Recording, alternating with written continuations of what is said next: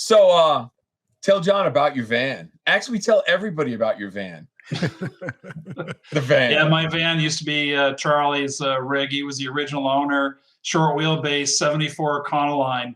In fact, I'm working on it right now. I had some mechanical issues, but yeah, 410 Windsor stroker motor with fuel injection, some JBA long tube headers on it, C6 automatic with a gear vendor, 9-inch rear end, and Wilwood brakes and sway bars, chin spoiler.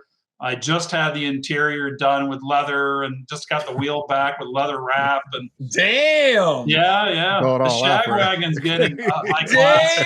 Damn. That's awesome. Yeah, when are you going to put a 5-speed in it? 15 seconds at a quarter mile. And it's a brick. Yeah. 42-gallon gas tank. I can pass a few gas stations. There you go. When are you going to put a 5-speed in it? Oh, no, man. No.